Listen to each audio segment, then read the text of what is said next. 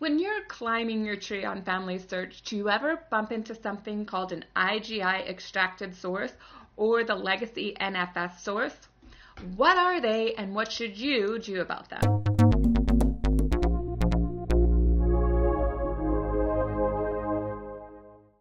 Howdy, I'm Deborah Noel Lee, and this is Family History Fanatics with another episode of Research Over My Shoulder. If you missed the previous episodes, be sure to check the description below for the playlist.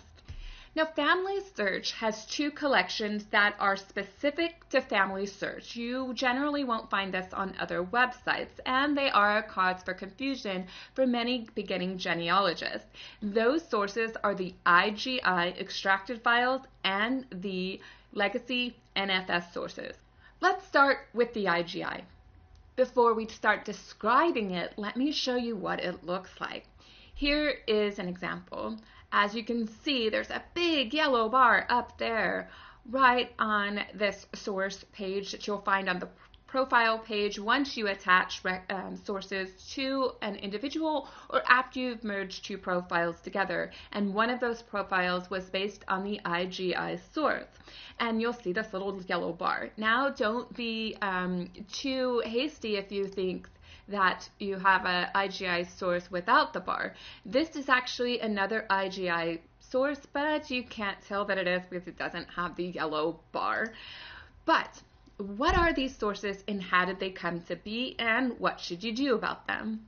First, the IGI is based on two types of information. The first is user-submitted information to temple work for the Church of Jesus Christ of Latter-day Saints.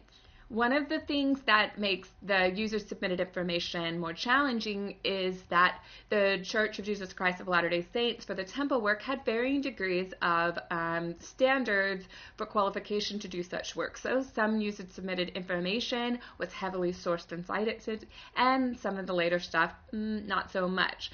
So what do?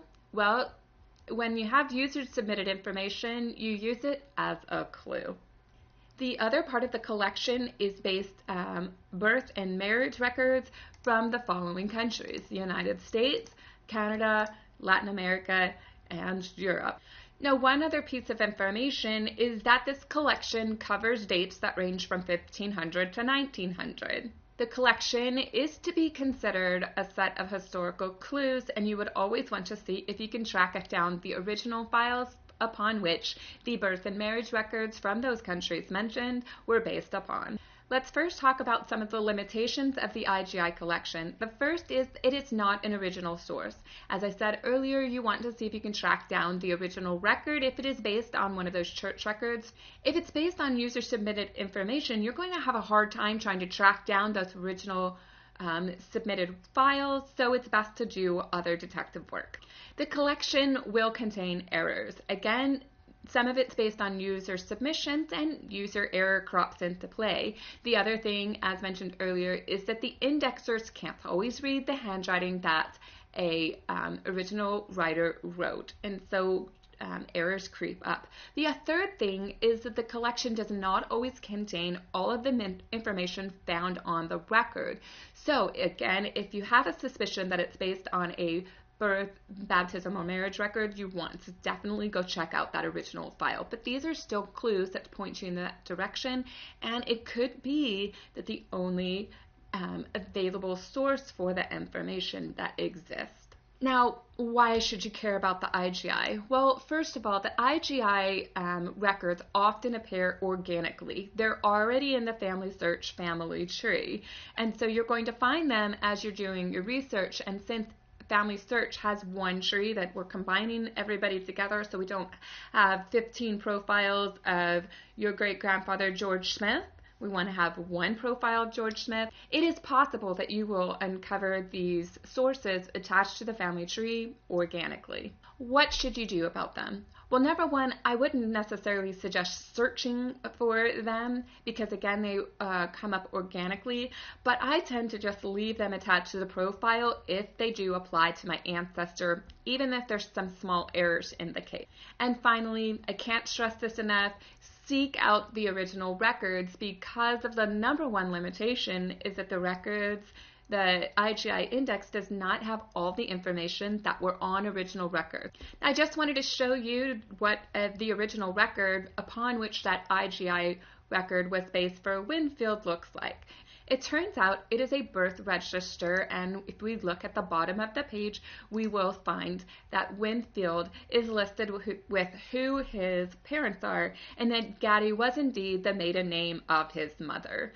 Darn, I was hoping there'd be more information that could solve a previous video of what Winfield's first name was, that G, and perhaps the first name of his mother. But we do know that his mother's last name isn't Martin, at least at the time of his birth. Now let's tackle the legacy sources. Again, these sources are specific to FamilySearch Family Tree, and the reason is in 2012 when FamilySearch Family Tree went live, it was based on a variety of inputs. So several databases or collections of data were dumped into one tree.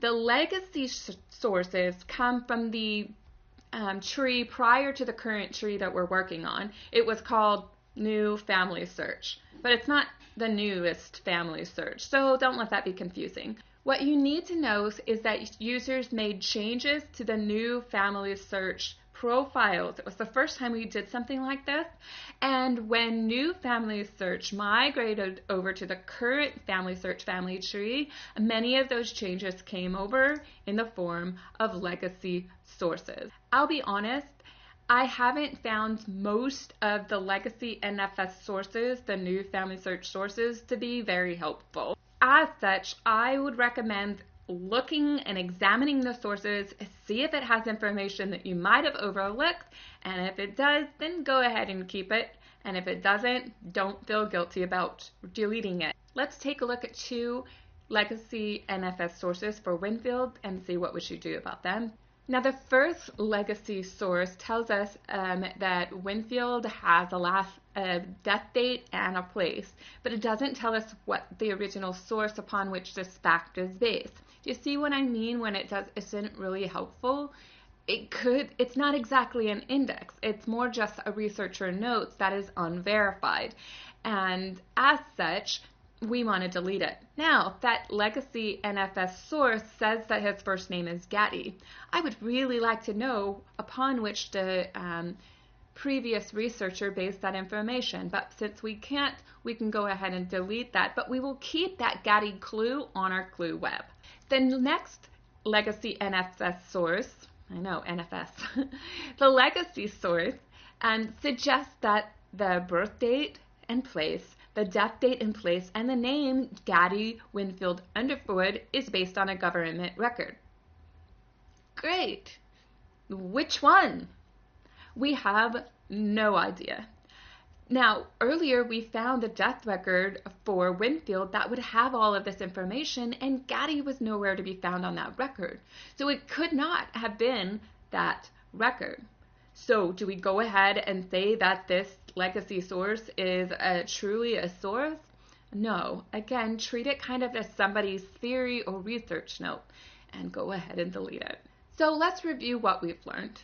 With the IGI sources, go ahead and hang on to them. They're clues, but always go and see if you can find the original record upon which it was based.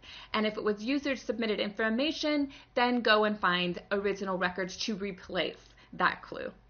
When it comes to the legacy sources, I say take a peek and don't feel guilty about deleting them. So that was a review of the FamilySearch family tree sources that are pretty specific to that database. If you have other unfamiliar sources that are native to FamilySearch or Ancestry.com, go ahead and tell me about those in the comments below and we'll have a discussion in a future video. But stay tuned to the next episode of Research Over My Shoulder.